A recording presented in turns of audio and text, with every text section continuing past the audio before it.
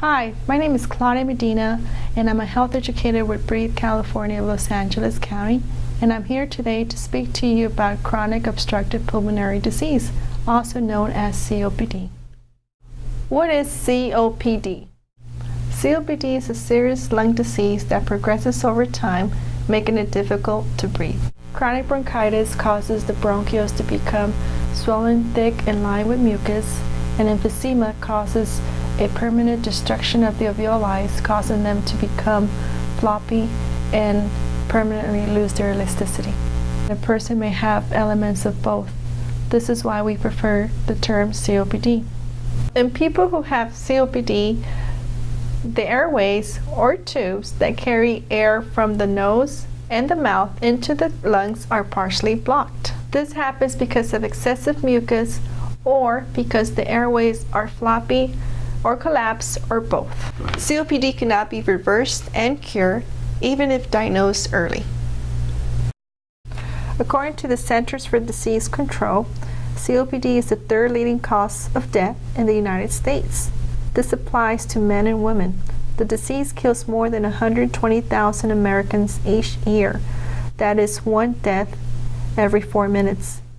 The deaths among women have increased dramatically in the last 50 years. In fact, in 2002, more women than men die of COPD.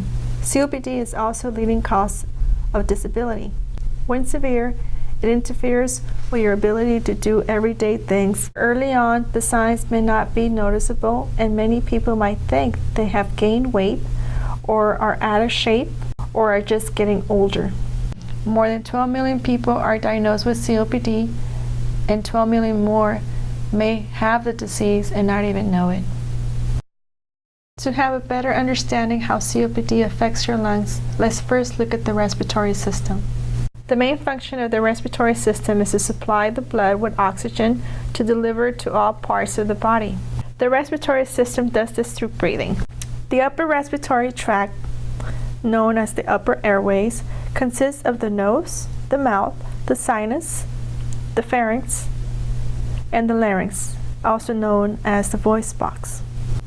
The lower respiratory tract consists of the trachea, known as the windpipe, the bronchial tubes, and the lungs. The bronchial tubes carry air into the lungs and branch into smaller and smaller bronchioles. These end in alveoli known as air sacs. How does COPD affect breathing? Healthy airways and air sacs in the lungs are elastic.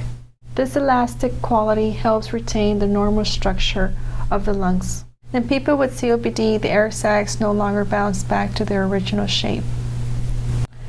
They collapse and block the airflow out of the lungs. The harder the person tries to breathe out, the more the airways collapse. Airways can also become swollen and thicker than normal and lined with mucus. Not even medicine can return the air sacs to their healthy shape. What are the symptoms of COPD?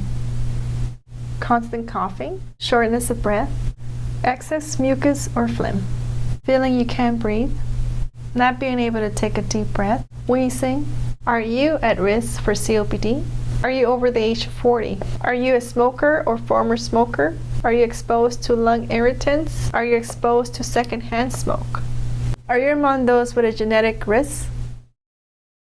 How does COPD affect your life? COPD can cause a feeling of breathlessness that can be so frightening that people will begin to avoid activities they enjoy. They also limit physical exertion due to shortness of breath. They take the elevator instead of stairs, park close by instead of walking, avoid shopping or other day-to-day tasks. What is the difference between asthma and COPD?